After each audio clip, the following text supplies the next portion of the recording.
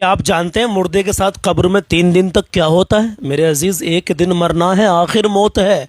कर लो जो करना है, आखिर मौत है। प्लीज़ अल्लाह की रज़ा के लिए इस वीडियो को शुरू के 5 से 7 मिनट देख लेना। कुछ लोग कहते हैं कि वीडियो लंबा हो जाता है, लेकिन बातें बड़े काम की होती है। मेरे अजीज़, आप एक एक घंटा यूं ही शॉर्ट वीडियो में निकाल देते हैं आज हमारे नौजवान भाई, लेकिन ये दीन की, इस्लाम की, कब्र की, हश्र की कुछ बातें जो हमें जाननी बहुत ज़्यादा ज़रूरी है, ये शायद कुछ भाइयों को लंबी लगती है। खैर, आपकी मर्ज़ी का टाइम आपके पास नहीं है तो आप जा सकते हैं, लेकिन अगर आपके पास 5 मिनट हैं तो आप बने रहना।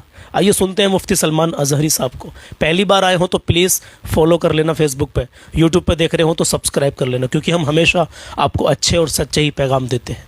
वीडियो आपकी स्क्रीन पर। जैसे ही तीसरा दिन आता है तुम्हारी कब्र की जिंदगी का, जब 3 दिन गुजरते हैं, तुम्हारी नाक के जरिए से पेट की चीजें बाहर आने लगती हैं, नाक और मुंह से निकलने लगती हैं, और 40 दिन तो बहुत दूर की बात है। जिस्मों का ख्याल करते हो? मैं तुम्हें बताता हूँ इस जिस्म की हैसियत क्या है। ये जो चमड़ी है इसकी हैसियत क्या है, ये जो गोश्त पोस्त हमारे जिस्मों पर है इसकी हैसियत क्या है पता है तुम्हें?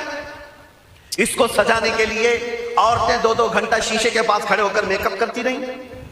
हम औरतों की तरफ से ये मेकअप, लाली पाउडर और कंघियां बालों को सजाते रहे, और तुम अपनी बॉडी को बनाते रहे जिम में जा जा करके। अब इस जिस्म की हैसियत सुनो। जिस दिन रूह निकली तुम्हारे जिस्म से और जब जनाजा ले जाया गया, कब्र में तुम्हारे सबसे अजीज लोग रख करके आते हैं, तख्तियां कब्र की बंद करके आते हैं। इतनी छोटी कब्र कि करवट लेने की भी जगह नहीं होती, हाथ फैलाने की भी जगह नहीं होती। आज अपने पलंग पर सो करके देखो, किसी का हाथ टच हो रहा है तो नींद नहीं आती, लेकिन कब्र में इतनी तारीक जगह पर, छोटी सी जगह पर, तंग जगह पर छोड़ दिया जाता है कि मुर्दा करवट भी नहीं ले पाता।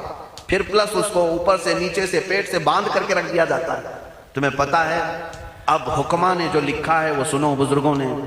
जैसे ही तीसरा दिन आता है तुम्हारी कब्र की जिंदगी का, जब 3 दिन गुजरते हैं, तुम्हारी नाक के जरिए से पेट की चीजें बाहर आने लगती हैं, मुंह के जरिए से आंतड़ियां या जो भी अंदर का लिक्विड है सब बाहर आता है। 5वें दिन कान के अंदर से भेजा निकलने लग जाता है। अल्लाह, ये जो भेजा सर के अंदर है वो खत्म होकर के, सड़ करके पीप की शक्ल में कानों से बाहर आने लग जाता है।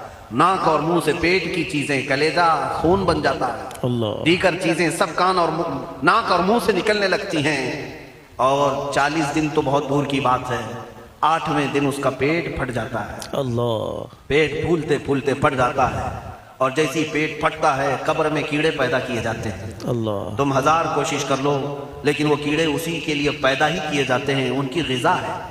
वो नाक से निकला हुआ गूदा, मुंह से निकला हुआ गूदा खाने के लिए कीड़े जमा हो जाते हैं, पूरे जिस्म पर तारी हो जाते हैं।